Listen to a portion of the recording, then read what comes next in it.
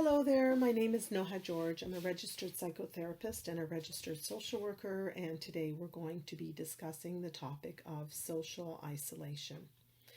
Human beings are social by nature, and during non-pandemic times, we take for granted the many different ways that we connect with other people, both on an individual level and within a community setting.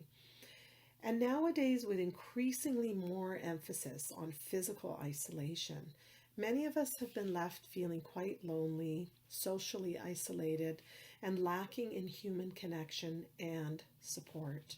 And this is particularly true for healthcare workers, I think, as we have to be additionally vigilant due to the type of environments that we work within.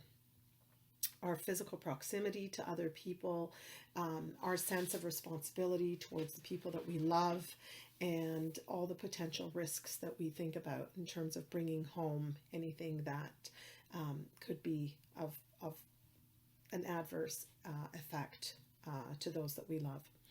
So in the midst of this loneliness and this physical distancing, there's a really pivotal question that healthcare workers need to ask themselves.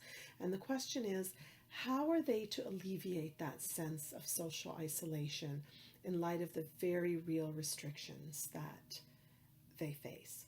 So here are 3 helpful tips to help you better manage your social isolation as a healthcare provider. Number 1, practice mindfulness. So make a point of taking time to check in with yourself several times a day.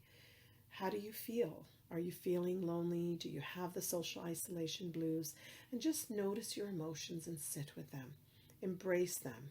Bring non-judgment. Bring compassion to how you feel and what you're experiencing. And most importantly, recognize that it's a normal reaction to an abnormal situation. Simply acknowledging and bringing to awareness what you feel can go a long way in making you feel better. Tip number 2 is give yourself permission to share your thoughts and feelings and experiences. Many healthcare workers agree that they feel far more comfortable in the role of caregiver and may not have as much practice or feel as comfortable with actually unburdening difficult emotions with others.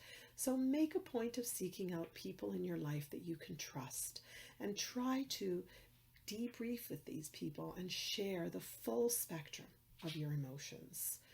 Heart-to-heart conversations are extremely therapeutic. They not only nourish your connections with others, but they provide you with the opportunity to debrief and allow you to process your experiences.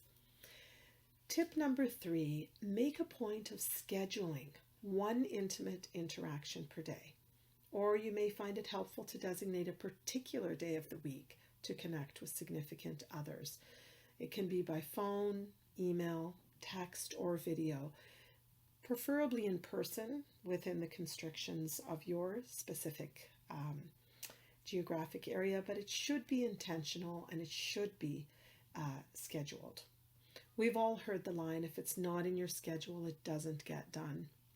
And this may be especially relevant to healthcare workers who have long and exhausting shifts and may not have the energy at the end of a long and stressful day to make yet one more decision. So creating a social connection routine is critical. And that way you'll not only have the opportunity to look forward to the special time, but it might actually increase the chances of finding someone there to connect with when you do attempt. That's it for today. Thanks for listening.